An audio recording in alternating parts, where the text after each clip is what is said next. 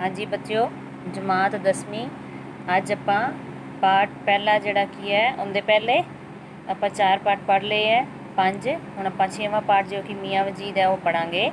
मियाँ वजीद मध्यकाल का एक हरमन प्यारा संत कवि होया है। पंजाबी कावधारा विच आपदा बड़ा ही उगा स्थान है। आप नूं सूफियां दे रोशनी टोले का मन्निया जाता है। आप दा जन्म जलंधर विखे होया। डॉक्टर मोहन सिंह दीवाना आप दा जीवन काल 1550 तो लैके 1660 ईस्वी तक मनते हैं। संत दादू दयाल जी आप दे मुर्शद सन। पहला काबुल रहे ਅਤੇ फिर मथुरा ਦੇ वृंदावन की यात्रा ते गए। वापस पंजाब आके साध संतां की संगत विच भी प्रभु भगती वल खिंच गए। मियाँ वजीद रचित छोटे छोटे ग्रंथों का हवाला मिलता है। प्रोफेसर प्यारा सिंह ते वजीद जी के 2 शब्दां 40 श्लोकां 33 तुतिए 28 अड़िलां ਅਤੇ एक माह की संपादना की।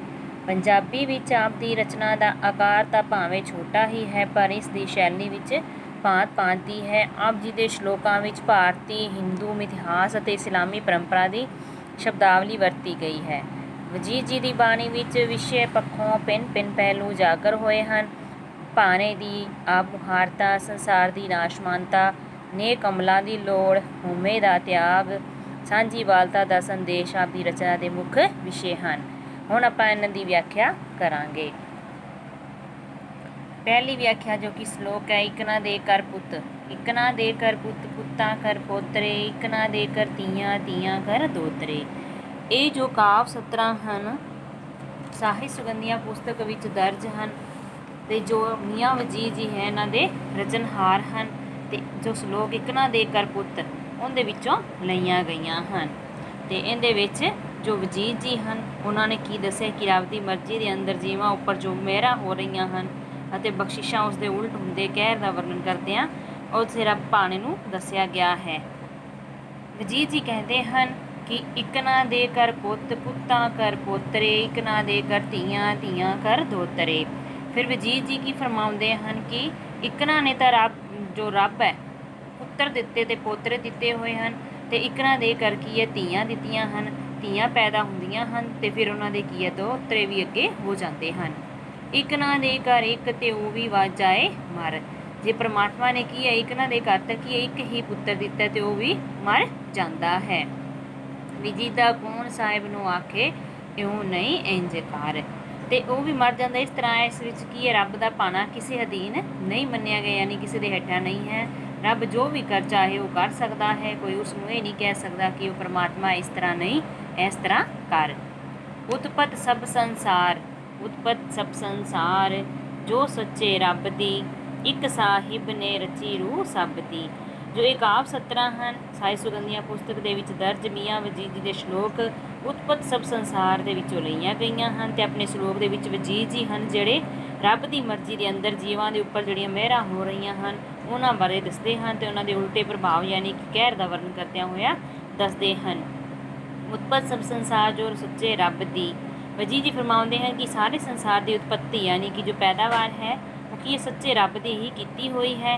एक साहिब ने रची रूह सब दी ते रब जो है आप तो एक ही है पर उसने सारे मनुखों की आत्मा की की हुई है सिरजना यानी कि रचना की हुई है।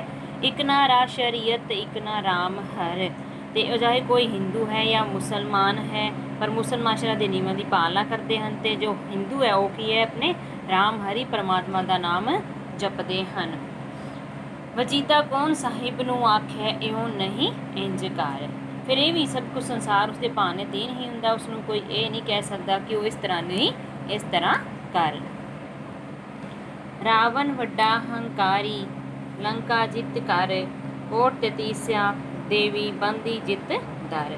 फिर ये जो काव 17 ਸਾਹਿਤ ਸੁਗੰਧੀਆਂ पुस्तक ਦੇ ਵਿੱਚ ਦਰਜ ਹਨ मियाँ वजीद जी के श्लोक रावण वड्डा हंकारी ਦੇ ਵਿੱਚੋਂ ਲਈਆਂ ਗਈਆਂ ਹਨ ਤੇ ਉਸਦੇ ਰੱਬ ਦੀ ਮਰਜ਼ੀ ਦੇ ਅੰਦਰ ਜੋ ਜੀਵਾਂ ਦੇ ਉੱਪਰ ਮਿਹਰਾਂ ਹੋ ਰਹੀਆਂ ਹਨ ਤੇ ਉਸਦੇ ਉਲਟ ਜਿਹੜੇ ਕਹਿਰ ਦੇ ਹੁੰਦੇ ਹਨ ਉਹਨਾਂ ਦੇ ਪ੍ਰਭਾਵਸ਼ਾਲੀ ਨੂੰ ਦੱਸਿਆ ਹੈ।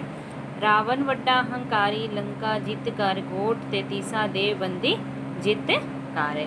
ਫਿਰ ਵਜੀਦ ਜੀ ਫਰਮਾਉਂਦੇ ਹਨ ਕਿ ਲੰਕਾ ਦਾ ਜਿਹੜਾ ਰਾਜਾ ਸੀ ਰਾਵਣ ਸੀ ਉਹ ਬੜਾ ਹੀ ਕੀ ਸੀਗਾ ਹੰਕਾਰੀ ਸੀ।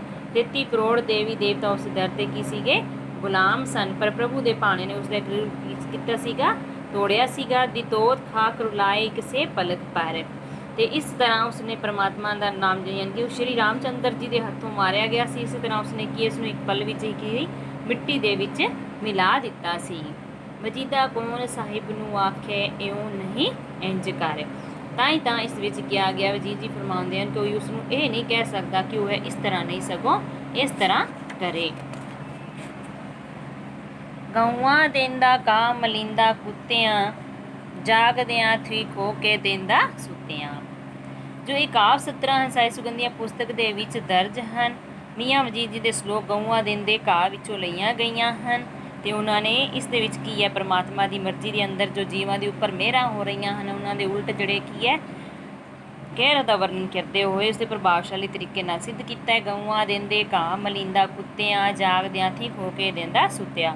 ਵਜੀਦ ਜੀ ਫਰਮਾਉਂਦੇ ਹਨ ਕਿ ਜੋ ਲੀਲਾ ਹੈ ਯਾਨੀ ਕਿ ਪ੍ਰਭੂ ਦੀ ਪਰਮਾਤਮਾ ਦੀ ਕੀ ਲੀਲਾ ਅਜੀਬ ਹੀ ਹੈ, ਕਿਉਂਕਿ ਉਹ ਗਊਆਂ ਨੂੰ ਤਾਂ ਜਿਹੜੀਆਂ ਕਿ ਦੁੱਧ ਦੇਣ ਵਾਲੀਆਂ ਹਨ ਉਹਨਾਂ ਨੂੰ ਤਾਂ ਘਾਹ ਦਿੰਦਾ ਹੈ, ਪਰ ਕੁੱਤਿਆਂ ਨੂੰ ਜੋ ਕੀ ਹੈ ਉਹ ਚੂਰੀਆਂ ਦਿੰਦਾ ਹੈ।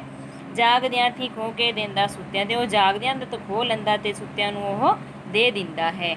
ਚਹੂ ਕੁੰਟੀ ਹੈ ਪਾਣੀ ਤਾਲ ਸਰ ਬਸਰ, ਵਜੀਦਾ ਕੌਣ ਸਾਹਿਬ ਨੂੰ ਆਖੇ ਉਹਨੇ ਇੰਝ ਕਰ। ਧਰਤੀ ਉੱਤੇ ਚਾਰੇ ਪਾਸੇ ਉਸ ਦੀ ਮਿਹਰ ਹੈ ਤੇ ਪਾਣੀ ਤੇ ਉਸਦੇ ਕੀ ਤਲਵਾਰਾਂ ਤੇ ਸਰੋਵਰ ਦੇ ਕੀ ਉਹ ਨੱਕੋ ਨੱਕ ਭਰੇ ਹੋਏ ਹਨ। ਤੇ ਇਸ ਤਰ੍ਹਾਂ ਵਜੀਦਾ ਕੌਣ ਸਾਹਿਬ ਨੇ ਆਖੇ ਇਉਂ ਨਹੀਂ ਇੰਝ ਕਰ। ਇਹ ਸਭ ਕੁਝ ਉਸਦੇ ਪਰਮਾਤਮਾ ਦੇ ਅਨੁਸਾਰ ਹੀ ਹੁੰਦਾ ਹੈ ਤੇ ਉਸ ਨੂੰ ਕੋਈ ਇਹ ਰੋਕ ਨਹੀਂ ਸਕਦਾ, ਕਿਉਂਕਿ ਉਸ ਨੂੰ ਕੋਈ ਇਹ ਨਹੀਂ ਕਹਿ ਸਕਦਾ ਕਿ ਇਹ ਇਸ ਤਰ੍ਹਾਂ ਨਹੀਂ, ਸਗੋਂ ਇਸ ਤਰ੍ਹਾਂ ਕਰ।